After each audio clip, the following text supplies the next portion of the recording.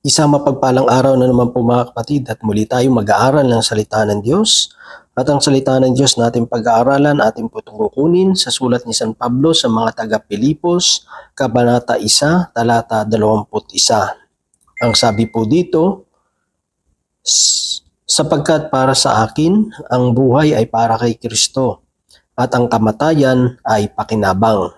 Sabi sa NIV translation, for to me, to live is Christ, and to die is gain. Mga kapatid, mga magulang, mga kaibigan, ito po ang salita ng Diyos. Ang papuring pagsamba ay para lamang po sa Kanya. Itong sulat ni San Pablo sa mga taga-Pilipos, ito ay pinapakita ni San Pablo sa mga mananampalataya na kung saan mga kapatid, tayo ay dapat na mabuhay. At kung tayo man ay nabubuhay, ito'y dapat para kay Kristo. Pinapakita ni San Pablo yung purpose ng kanyang buhay sa sanlibutan ito. Siya ay nabubuhay para sa Panginoon. Siya ay nabubuhay para sa misyon, para sa mabuting balita ng kaligtasan, pagpapatawad, at buhay na walang hanggan, no? Sa piling ng ating Panginoong Hesus. Kaya nga dito may kita natin, nang wala pa tayo sa Panginoon, tayo ay nabubuhay para sa sarili natin. No? Iniisip lang natin yung ano yung makakabuti para sa atin, yung mga ambisyon natin, yung mga plano natin, yung mga gusto nating marating sa buhay. More and more, nakasentro sa sarili natin. Pero siyempre, nang nakilala natin ang Panginoon sa buhay natin, tayo ay nabubuhay para sa Panginoon. Tayo nabubuhay, kung ano yung purpose niya, kung ano yung plano niya, ano yung bagay na gusto niya ipagawa sa bawat isa sa atin, yun ang nagiging desire ngayon, yun ang nagiging hangarin ng ating mga puso, ay masunod yung kanyang kalooban, no? Maganap yung kanyang mabuting plano sa bawat isa sa atin. Kaya ngayon pinagsusumikapan natin ay magbigay kaluguran, no? Matuwa, magalak ang Panginoon sa mga bagay na ginagawa natin. Kaya nga tayo ay nagsusumikap, tayo ay naglilingkod, patuloy na umaasa, nagpapatuloy sa pagsunod sa kanyang kalooban. Kasi ito yung ito yung nakita nating purpose ngayon ng buhay natin. Nakita natin ang mga bagay sa mundong ito ay secondary na lang. Siyempre, ang pinaka-priority sa lahat ay ang ating Panginoon. Yung misyon, yung kanyang kalooban ay masunod na natin sa ating pong mga buhay. Sundin yung kanyang mga utos, di ba? Kaya nga may kita natin, malaki talaga yung change, no? Malaki yung pagbabagong nagaganap sa buhay po natin at sa mga tao na nakakasumpong sa ating Panginoon. Diba? Nagkakaroon ng a new purpose, a new beginning, no? Bagong simula, bagong hangarin, bagong pananaw. Diba? Kasi pag kay Lord ka, napapalitan yung mga plano natin sa buhay natin, di ba? Kasi yun na yung magiging desire ng puso natin. No? Not my will, but your will be done. No? Ganun na kasi yun kapag kay Lord ka na Kaya pinapakita ni San Pablo dito sa mga taga-Pilipos na tayo ay nabubuhay para sa Panginoon. Hindi tayo nabubuhay para sa sarili lang natin. Ba? Kung paano ang ating Panginoon ay nabuhay para sa ating lahat, tayo naman ay dapat mabuhay para sa Panginoon at siyempre dun sa mga taong ipinagkatiwala ng Diyos sa bawat isa sa atin, sa mga mananampalataya. Siyempre, tulad kay San Pablo, ang kanyang buhay, inoffer niya na sa ating Panginoong Hesus at siyempre, inoffer niya rin yung kanyang buhay doon sa mga mananampalataya na ibinigay sa kanya ng ating Panginoon, yung mga mananampalataya. Kasi siyempre pananagutan natin din yan sa Panginoon. Kaya may kita mo, yung purpose natin sa buhay ay naiiba na. Diba? Nandun na tayo kay Lord and at the same time, magampanan natin yung ating mga responsibilidad, yung mga obligasyon natin sa kapwa natin at sa kapwa nating mananampalataya. Naiiba talaga yung purpose, yung hangarin natin, bakit natin ginagawa ang mga bagay na ito. At para sa kay San Pablo, yung kamatayan ay isang malaking kapakinabangan na dapat ganoon din sa atin bilang mananampalataya. Kasi sa mundo, ang kamatayan ay hindi kapakinabangan, di ba? Para sa kanila, ending na yun eh. Tapos na. No? Sabi nila, anong pakinabang pag namatay ka? Di ba? Anong pakinabang ng kayamanan mo? Anong pakinabang ng natapos mo? Anong mga pakinabang ng mga na-achieve mo? Mga pinaghirapan mo, pinagpagalan mo? Diba? Yung mga sakripisyo mo, masasayang lang para sa mundo, diba? Pag namatay ka, sasabihin na sayang lang, yung ginastos namatay din, diba? Sayang lang pinagpag-aral, sayang lang yung sakripisyo, sayang lang yung pagpapagal. Kasi kinuha lang din. Kasi para sa mundo, pag namatay ka, walang pakinabang doon. Katapusan na ng lahat, diba?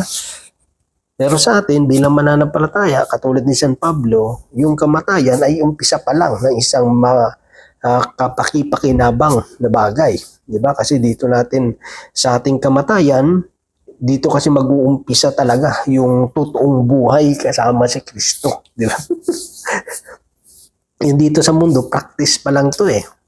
Di ba? Yung pagsunod natin sa kanyang kalooban, yung pagsunod natin sa kanyang plano, sa kanyang purpose, practice pa lang yan eh. No? Yung totoong buhay talaga pag namatay na tayo. Di ba? Doon na talaga yung malaking kapakinabangan. Diba? Kasi sa mundo, habang buhay ka, marami pang pakinabang eh. No? Marami ka pang pwedeng pakinabangan. And the same time, mapapakinabangan ka pa pag sa mundo ka, di ba? Pero baligtad eh, di ba? Magiging mas pakipakinabang kapag gano'n na tayo na nandun sa kamatayan. Hindi kalugihan yun, hindi kawalan yun, manapa ay pumapasok tayo sa tunay na buhay, di ba? Kapiling ang ating Panginoon. Doon pa lang talaga nag-uumpisa yung totoong pamumuhay kasama ang Panginoon. No? Kaya nga sabi ko kanina, yung dito sa mundo, nagpa-practice pa lang tayo sa totoong buhay sa ating hinaharap. Kaya tayo bilang mga mananampalataya, hindi tayo natatakot mamatay, di ba? Kasi nga, yun ang kagalakan ng bawat mananampalataya na makikita na natin, makakasama na natin yung Diyos na pinaglilingkuran natin. Dapat ganoon talaga yung maging hangarin ng bawat puso ng mga mananampalataya. At siyempre, kung may mga kamag-anak tayo at mahal sa buhay na naglilingkod sa Panginoon na kinuha na ni Lord, ay hindi yun hindi bagay yun na dapat ikalungkot. Diba? Siyempre sa physical talagang makakaramdam ka ng lungkot kasi siyempre mamahal natin yan sa buhay, but sa side ng spiritual hindi dapat natin ikalungkot yun, kundi kagalakan yun. Kasi bakit? Kasi natapos mo na yung yung takbuhin mo sa mundong ito, no? Tapos na yung pagpapagal mo, di ba? Hinihintay mo na lang yung pagbabalik ng ating Panginoon, di ba? So yung katawang lupa mo nakapagpahinga na. At yung kaluluwa natin ay naghihintay na lang sa pagbalik ng ating Panginoon kung tayo ay namuhay ayon sa kanyang kalooban. Kung yung pamumuhay natin, ano ba yung naging dahilan? Bakit ka nabuhay sa mundong ito? Diba? So kung mamatay man tayo, malaking kapakinabangan yun. Kung namuhay tayo sa mundong ito dahil kay Lord. Diba? Pero kung namuhay tayo sa mundong ito, iba yung purpose, bakit tayo nabuhay, iba yung pinagagagawa natin, malayo sa kalooban ng Diyos, malayo sa katwiran at katarungan ng Panginoon. Siyempre, pag namatay ka, hindi ka pakinabangan yun, di ba? Kasi bakit? Kasi kaparusahan ang maghihintay kapag tayo ay namuhay ng hindi ayon sa kalooban ng Panginoon. Kung tayo nagpatuloy sa pagkakasala, sa ginagawa nating mali, di ba? Kung tayo ay imbes na mamuhay sa liwanag, ay nagpatuloy tayo na namuhay sa dilim, imbes na sumunod tayo sa kalooban ng Panginoon, ay sinunod natin yung sarili nating kagustuhan, yung sarili nating mga plano, namuhay tayo para lang sa sarili natin at hindi para sa Panginoon. Malamang talagang ang kamatayan hindi malaking kapakinabangan, kundi ito ay malaking kapahamakan. Kasi yung mga taong namumuhay sa laman, namumuhay sa makasanlibutan, yung pakinabang mo nandito sa mundo. Kung ikaw ay gumagawa ng masama, mga bagay na hindi maganda, sa mundo, malaki ang pakinabang mo. Di ba? Sa mga makamundong mga bagay. Pero sa mga taong namumuhay ayon sa kalooban ng Panginoon, di ba? Kung ikaw ay gumagawa ng masama, hindi ka malaking kapakinabangan. Di ba? Sa mundong ito na na magulo, sa mundo ng kasamaan, malaking pakinabang mo sa kanila. Pero kung sa side naman ng pamumuhay, Kristiyano, pamumuhay sa kalooban ng Diyos, walang pakinabang sa taong gano'n, di ba? So, lalo na siyempre sa kamatayan, takot sila, di ba? Kaya nga isa yan sa reason bakit din na tayo na maglingkod sa Panginoon. Kasi nga, yung ano pa ako yun, binata pa ako yun nag-acquire na rin ako dati. Kaso medyo yung paglilingkod ko dati kay Lord, medyo banjing-banjing, di ba? Yung parang, parang tropa-tropa lang, di ba? Parang, wala lang, parang gusto mo lang mag-choir, no? Hindi talaga sincero yung puso mo sa paglilingkod. Nang time na yun, matutulog na kami. Tapos, doon sa bahay. Tapos kahit anong antok ko, biglang pumasok sa isip ko, no? Parang may bumulong sa akin. Sabi niya, mamamatay ka na sa gabing ito. Alam niyo, yung antok na antok ko, biglang nawala yung antok ko. No? Talagang, kahit anong antok mo pala, no? Kahit anong pagod mo, pag yun ang narinig mo, no? Mamamatay ka na sa gabing ito, mawawala talaga antok. So biglang nawala yung antok ko. Nung nakaramdam ako ng takot kasi bakit alam ko sa sarili ko hindi ako preparado Alam ko sa sarili ko kung kinuha ako ng Lord sa time na yon 50-50 no, mga hindi nga 50-50 no, mas malaking porsyento na hindi maganda yung magiging ending ng buhay ko sa ikalawang buhay, di ba? Kasi alam ko hindi ganun kaganda yung paglilingkod natin, yung relasyon natin sa Panginoon.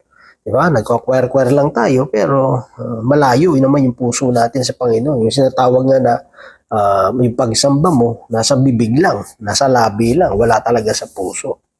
Kaya nang narinig ko yun na hindi ka nasisikatan ng araw. No?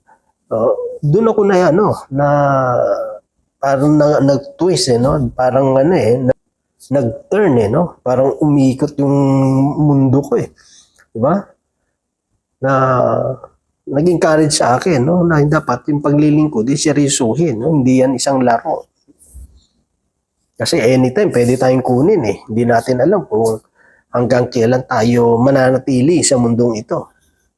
Pero kung alam naman natin na tayo ay namumuhay sa biyaya ng Diyos, na nakakasunod naman tayo sa kanyang kalooban sa pamamagitan ng kanyang biyaya, nagagawa naman natin yung kanyang kalooban at gusto ipagawa sa bawat isa sa atin, kung kamatayan, ano na yan sa atin yan, ano pa nga sa atin yan reward pa nga yan di ba?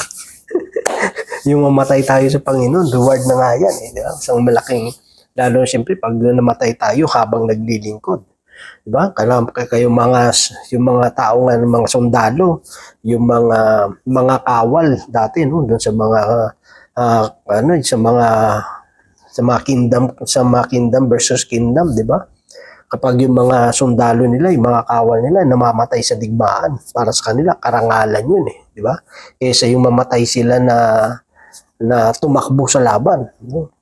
O kaya namatay sila na dahil sa gumawa sila ng masama, o kaya nag-traidor sila, di ba? Pero yung mamatay sila talaga, habang sila'y lumalaban para sa kanila, isang malaking kapakinabangan, isang malaking bagay yon na ikaka-proud nila, isang malaking karangalan, reward para sa kanila yung mamatay na yon sa time na yon no? So sa atin din, sa paglilingkod, kung tayo kunin ni Lord habang tayo nangangaral o kaya kumakanta, naglilingkod sa Panginoon, malaking karangalan yun mga kapatid. Diba, na kinuha tayo ng Lord habang nagsiserve sa Kanya. Kesa naman yung nalagutan tayo ng hininga. Iba-iba yung pinagagawa natin. No? Wala ka sa tamang lugar. Wala ka sa tamang gawain. Di ba? Yun ang mas nakakalungkot dun, mga kapatid. Kaya nga, San Pablo, siya ay nabubuhay para kay Kristo. At kung siya man ay mamatay, ito ay kapakinabangan para sa kanya. So dapat ganun din yung maging motivation natin, ganun din ba dapat maging pananaw natin bilang naglilingkod sa Panginoon. Nire-remind tayo ni San Pablo na dahil nakipag-isa na tayo kay Kristo at bagong nilalang na tayo ay mamumuhay. Dapat kasama ang Panginoon. Nakipag-isa ka na no? Ibig sabihin, ano man yung plano niya, ano yung purpose niya, anong gusto niya mangyari, dapat yun ang maganap sa buhay natin.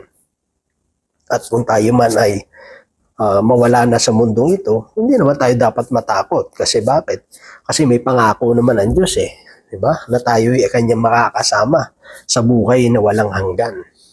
Yung makasama natin pa ang Panginoon, malaking reward yun, mga kapatid. Diba? No ba? Sa